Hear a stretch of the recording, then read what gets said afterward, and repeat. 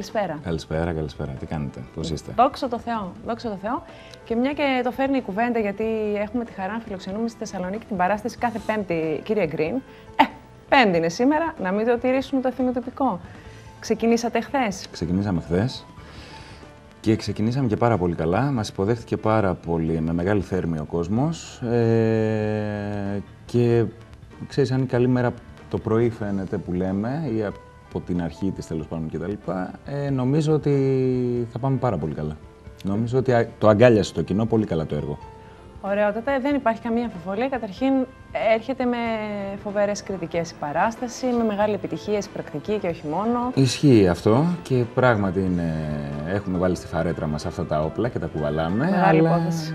Αλλά από εκεί και πέρα ποτέ δεν ξέρεις, γιατί και η εποχή είναι περίεργη και η εποχή είναι δύσκολη. Επίσης, έχουμε έρθει σε μια εποχή όπου είμαστε κοντά στο καλοκαίρι και ο κόσμος μπορεί ενδεχομένως, επειδή έπεσε αργά το Πάσχα φέτος, μπορεί να μην θέλει εύκολα να κλειστεί, ας πούμε, σε μια θεατρική αίθουσα, αλλά νομίζω ότι έχουμε πολύ καλή δουλειά στα χέρια μας. Έχουμε υπηρετήσει πολύ σωστά το κείμενο με τον κύριο Μιχαλακόπουλο.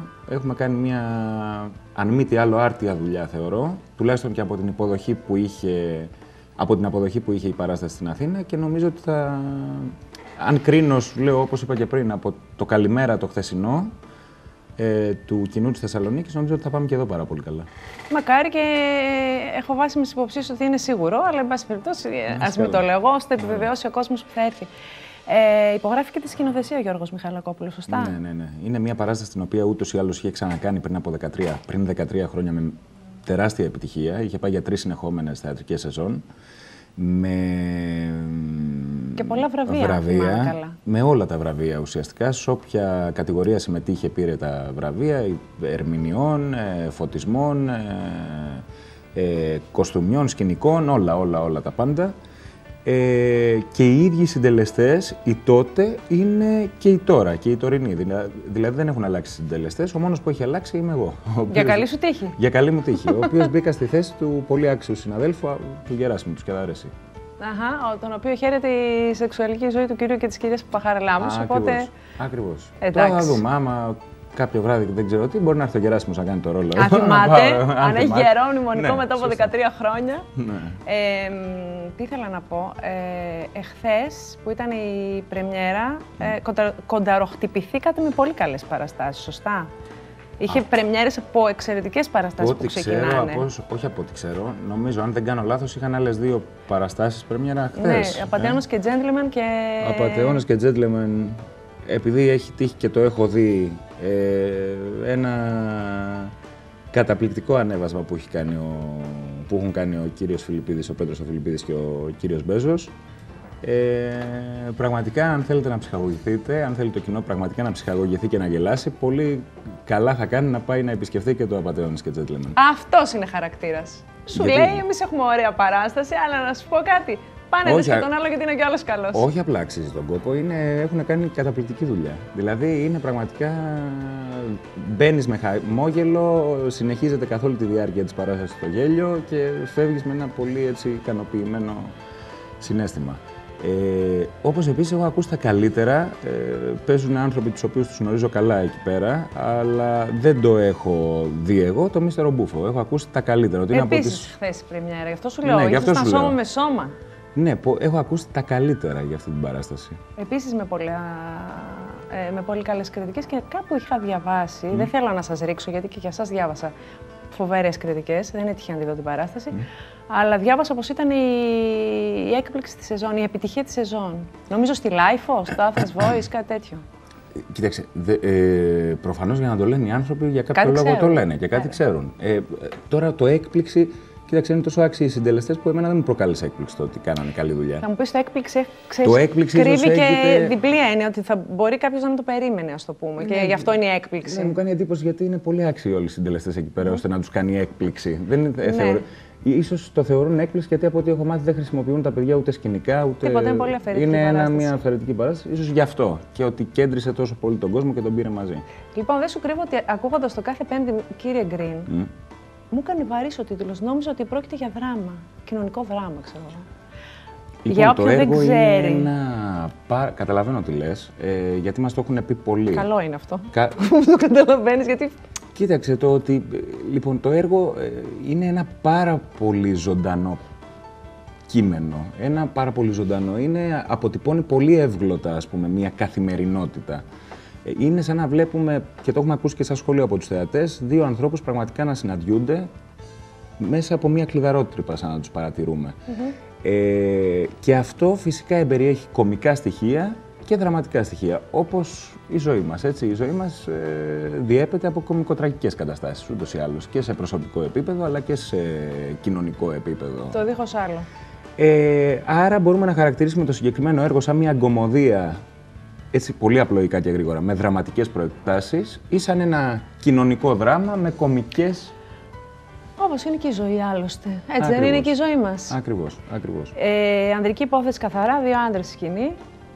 Ναι, πρόκειται για ένα έργο το οποίο έχει γραφτεί το 1998. Θεωρώ ότι είναι ένα κείμενο το οποίο είναι διαχρονικότατο και επικαιρότατο επίσης, πιο πολύ ίσως από ποτέ, γιατί μαστιγώνει τον κοινωνικό ρατσισμό και τα φαινόμενα της κοινωνικής απομόνωσης των ατόμων με κάποια διαφορετικότητα. Ένας νεαρός, ανερχόμενος γιάπης, ας το βάλουμε εντός εισαγωγικών, που δουλεύει σε πολυεθνική εταιρεία.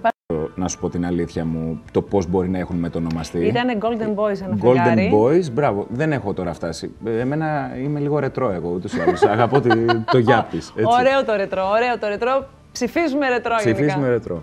Λοιπόν, αυτός λοιπόν ο νεαρός χτυπάει κάποια μέρα κατά λάθος με το αυτοκίνητο έναν ηλικιωμένο κύριο, τον κύριο Γκριν, και το δικαστήριο της Αμερικής, στην Αμερική του επιβάλλει να τον επισκέπτεται μία φορά την εβδομάδα, η οποία ορίζεται την Πέμπτη, αυτή η φορά, για να τον περιποιείται. Ως κοινωνική εργασία. Ως κοινωνική εργασία. Όπως συμβαίνει στο ποινικό σύστημα της Αμερικής. Ακριβώς. Λοιπόν, και είναι δύο εκ διαμέτρου αντίθετοι χαρακτήρες. Το μόνο τους κοινό σημείο είναι η θρησκεία τους, την οποία ο μικρός την έχει λίγο αποτάξει από πάνω του, γιατί του έχουν ουσιαστικά σκευρώσει και τη ζωή. Δηλαδή όλες αυτές οι θρησκευτικές προκαταλήψεις, λόγω της ιδιαιτερότητάς του. Ο μικρός, ο νεαρός που λέω, είναι ομοφυλόφιλος.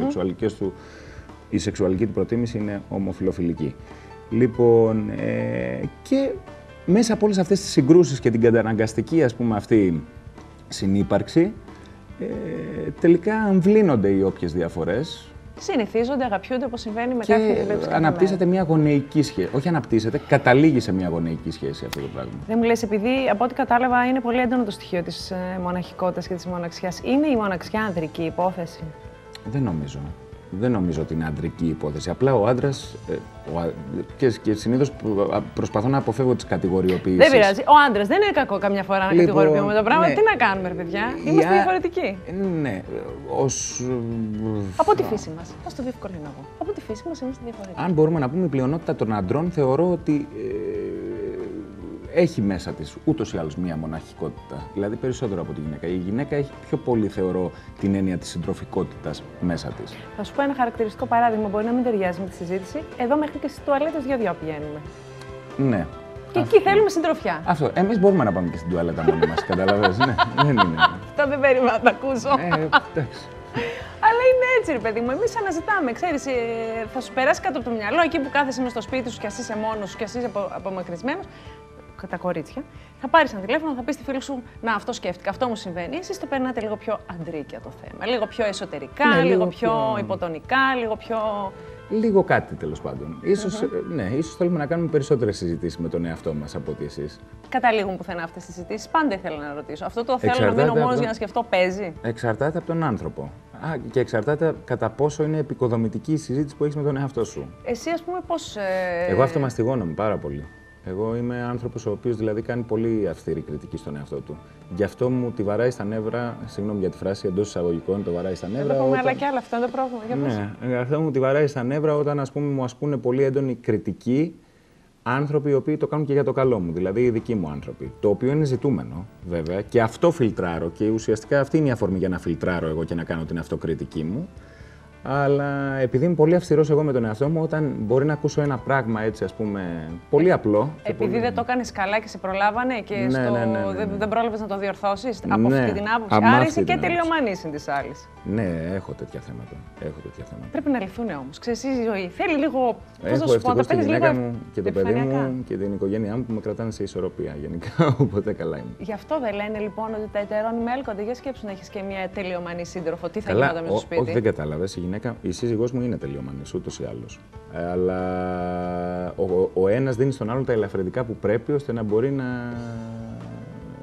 να περνάει την καθημερινότητα όσο το δυνατόν πιο ανέμακτα. Καλά, φυσικά, γιατί αλλιώς δεν γίνεται. Δεν γίνεται κιόλας. Ναι. Δηλαδή, τιμωρία και στο σπίτι, τιμωρία και στη δουλειά, τιμωρία και στη ζωή, κάτι πρέπει να είναι λίγο πιο λάσκα. Εντάξει, αυτό μαστιγωνόμεθα, αλλά ούτως ή άλλως έχουμε και τις τάσεις φυγής μας. Δηλαδή, από όλο αυτό το. Πώς να σου πω, από όλο αυτό το δρόμο. Το μονοπάτι που οφείλετε να έχετε χαράξει. Πώς το σκάσεις εσύ από την καθημερινότητά σου?